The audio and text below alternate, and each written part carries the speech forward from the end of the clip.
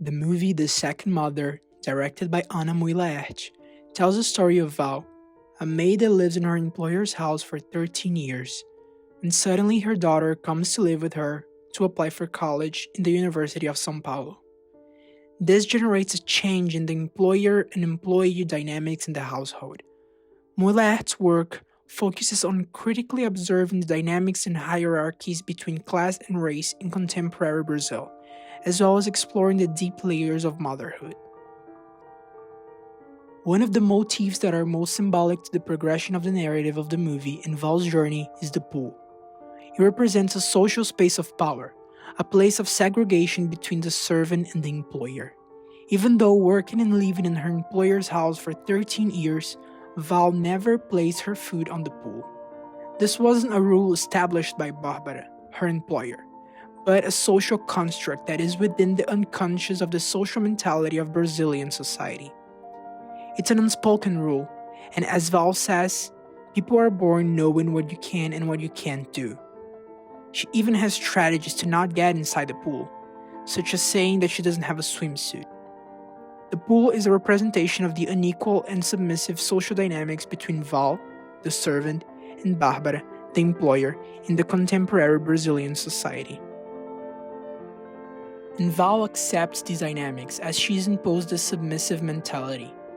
Most of the scenes are shot on Val's perspective, showing her spaces and how much of the employer's spaces she's allowed to access. The main example of these are the frames of her in the kitchen, that shows only the doorway to the dining room, but don't dare to go beyond that, since it is a space that Val isn't socially allowed to join. She can only listen to the conversations, have a peek of her employers, but she can only go out of the kitchen when Val, asked. traz sorvete, por favor. Sim, senhora. Não é sua, né? Claro que não. Não, a gente já fumou maconha também. Você acha que seu pai e eu, a gente nunca fumou maconha.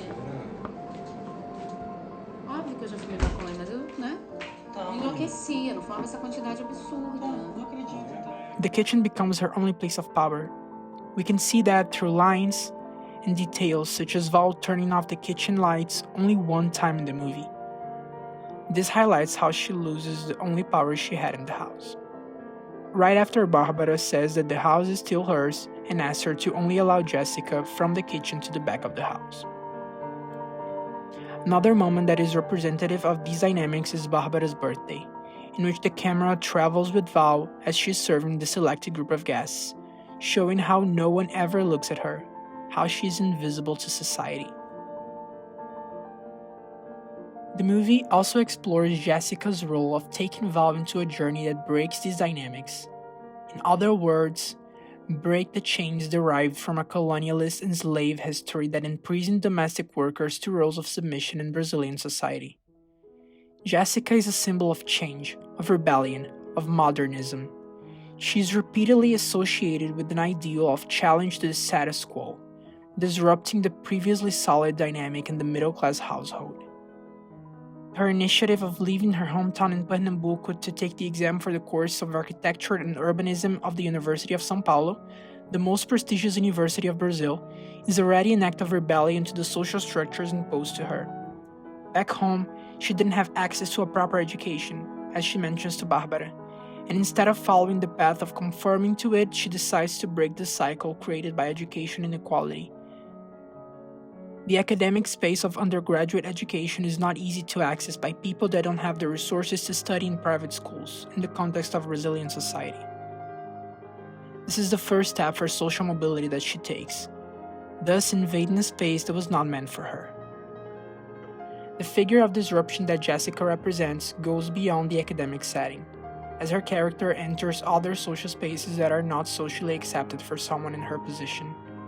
Jessica enters various spaces in the house that obstruct the social dynamics she should follow by being the maid's daughter. One main example of this is when she's in Carlos' atelier, an intimate place that Val couldn't access. Val says, "Excuse me," before entering this room. Architecture also plays a big role in portraying the social dynamics of segregated spaces. When Jessica shows Val the plan of her employer's house, it is possible to see that Val's space is completely separated from the rest of the house. The final forbidden space that Jessica occupies is the pool, which has a big role throughout the movie. As a current motif, it is an inaccessible place to Val, and thus to Jessica. When she's thrown in the pool by Fabinho, however, it is a turning point in the narrative. Jessica breaks the final change that segregates the servant spaces and the employer spaces. This is the last straw, and the rules that once were unspoken begin to be directly imposed by Barbara. What before was hidden comes to the surface as Barbara empties the pool by saying that she saw a rat there. It's clear that the rat is Jessica, someone who Barbara considers inferior by multiple reasons such as class, geographical origin, and race. And so she wants to make sure that her middle-class family won't get mixed with her.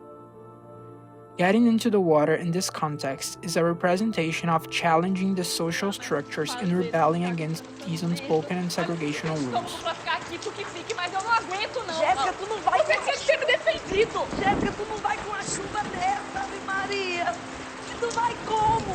Eu dou um jeito, não tenho medo de água, não. Tu vai pra onde, meu Deus? Entre pra lá, não. This is representative of how she's fearless about breaking the rules of hierarchy and social dynamics imposed by an unequal society, and highlights how the idea of the pool is a constant even in other scenarios.